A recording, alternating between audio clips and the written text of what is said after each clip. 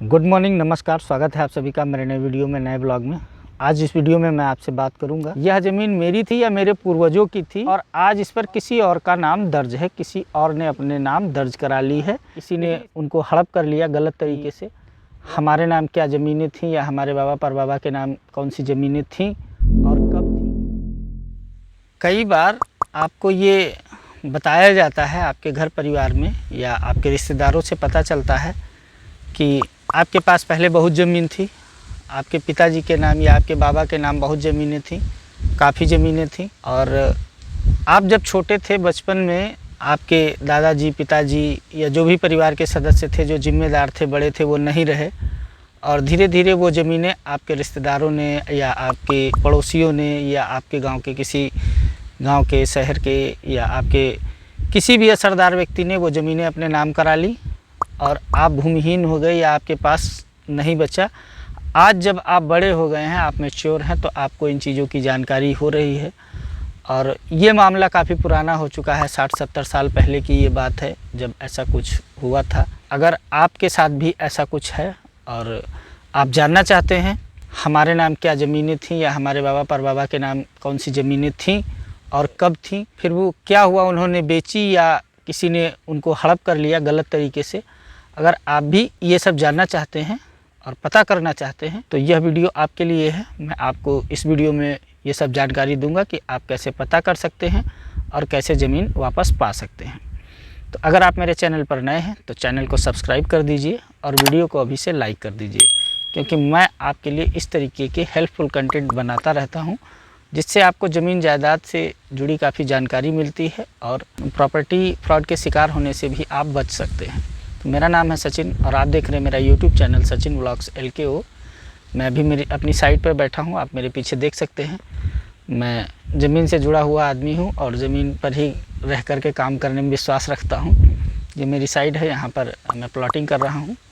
तो अगर आप लोगों को लखनऊ में प्लॉट चाहिए तो भी आप मुझसे संपर्क कर सकते हैं, वीडियो के डिस्क्रिप्शन में मेरा नंबर मिल जाएगा। तो बात करते हैं, चलते हैं अपने टॉपिक की तरफ। जो अपना टॉपिक है, तो भाई ज़मीन का एक पेपर होता है 4145 जो बनता है चकबंदी के समय।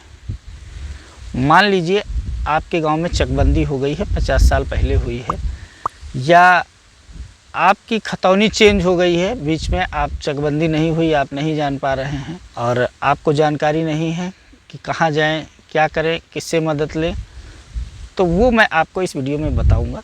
तो अगर आपको ऐसा लगता है कि जो ज़मीन आपके नाम है आज वो ज़्यादा थी, आज कम है, या कोई ज़मीन ऐसी है जो आपको लगता है यह ज़मीन मेरी थी या मेरे पूर्वजों की थी और आज इस पर किसी और का नाम दर्ज है, किसी और ने अपने नाम दर्ज करा ली है, लेकिन इसके असली मालिक आप हैं। आज सरकारी अभिलेखों में जो सरकारी पेपर हैं, जो दस्तावेज़ हैं सरकारी, उनमें किसी अन्य व्यक्ति ने, उस व्यक्ति को आप जानते हैं, उस ज़मीन को आप पहचानते हैं, उन्होंने अपना नाम दर्ज करा करके वो अपने नाम गलत तरीके से करवा ली है, या वो मेरे घर परिवार ख़ानदान के नहीं थे, वो ज़बरदस्ती बन गए हैं उसमें कागज़ों में और उन्होंने ये ज़मीन, ये प्रॉपर्टी हथिया ली है।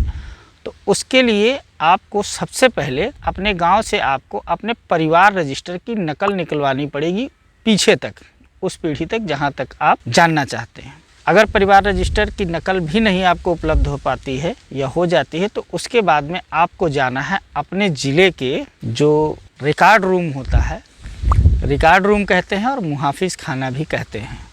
तो ज़िले का एक रिकॉर्ड रूम होता है ज़िला मुख्यालय पर, वहाँ पर आपको जाना है और वहाँ पर आपको अपने ज़मीन का या उस ज़मीन का जो अभी मौजूदा गाटा संख्या है या खसरा संख्या है, उन ज़मीनों का 4145 प्रपत्र निकलवाना है। वह आप पीछे, बहुत पीछे तक निकलवा सकते हैं, चकबंदी तक निकलवा सकते हैं। वो चकबंदी में ही चेंज होता है, मेन चकबंदी में चेंज होता है या बाद में कब चेंज हुआ, तो आपको उसके लिए 4145 निकलवाना पड़ेगा। 4145 प्रपत्र आप निकलवाएंगे तो उसमें आपको पता चलेगा कि यह ज़मीन आज जिनके नाम है, इसके पहले यह ज़मीन किसके नाम थी या इनके नाम और कौन कौन सी ज़मीनें होती हैं। या जब चकबंदी होती है तब मेन चेंज होता है। तो ज़मीन का जो 41-45 होता है उससे आप पता कर सकते हैं कि यह ज़मीन पहले किसके नाम थी और अभी किसके नाम है। उसके बाद में आप उसमें छानबीन करके किसी अधिवक्ता से मिल करके आप केस भी कर सकते हैं, सिविल कोर्ट में केस भी कर सकते हैं। न्यायालय की मदद से वापस उस ज़मीन को पा सकते हैं, अपना हक और हिस्सा चैलेंज कर सकते हैं कि यह ज़मीन देखिए, ये इसके पेपर हैं, ये प्रपत्र हैं। अधिकतर जो पुराने पेपर और प्रपत्र हैं वो उर्दू में आपको मिलेंगे, तो उनको पढ़ने के लिए भी आपको किसी को, ऐसे व्यक्ति को पकड़ना पड़ेगा जो आपको सही सही पढ़ करके बता दे, या वहाँ पर ट्रांसलेटर होते हैं, जो मुहाफिज खाना है वहाँ पर ट्रांसलेटर होते हैं, वो जो आपको अभी सर्टिफाइड कॉपी निकाल करके देंगे वो ट्रांसलेट करके ही देते हैं। आप वहाँ से ओरिजिनल कॉपी, उसकी डुप्लीकेट कॉपी निकलवा सकते हैं, सर्टिफाइड कॉपी निकलवा सकते हैं, और आपको ये पता चल जाएगा कि ये ज़मीनें थी, हमारे ये परिवार के लोग थे, ये यहाँ से ज़मीनें थी, इतनी ज़मीनें थी। फिर चकबंदी हुई है तो चकबंदी में हमारे नाम कितनी ज़मीन चढ़ाई गई है, कितनी सीलिंग में निकल गई है, या और कौन कौन से हमारे रिश्तेदार थे, परिवार के लोग थे जिनके नाम ज़मीनें थी। आज भी बहुत लोग ऐसे हैं जो अपनी ज़मीनों के बारे में नहीं जानते हैं। उनकी ज़मीनें तो यहाँ थी, उनके बाबा परबाबा बहुत लोग जा कर के कहीं और बस गए, दूसरी जगह बस गए, तो वो उन लोगों को जानकारी नहीं है। बस ये पता है कि हाँ वहाँ पर मेरी ज़मीन थी, वहाँ पर इस तरीके का था, तो ऐसा पता रहता है लोगों को, लेकिन वो ना मौके पर कभी पहुँच पाते हैं समय निकाल करके, और ना अपनी ज़मीनें, अपनी संपत्ति खोज पाते हैं।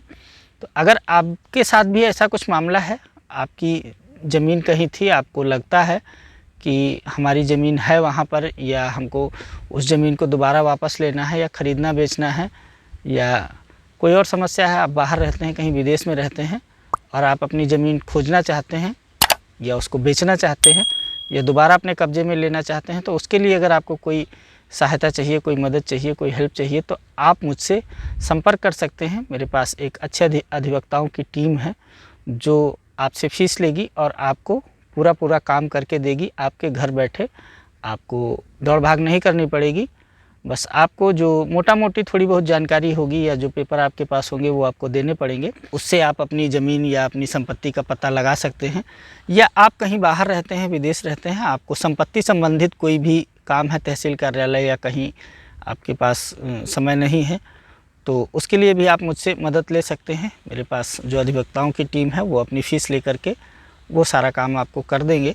और आप कोई प्रॉपर्टी ख़रीदना चाहते हैं, उसके लिए आपको लीगल हेल्प चाहिए, तो उसके लिए भी आप मुझसे कांटेक्ट कर सकते हैं।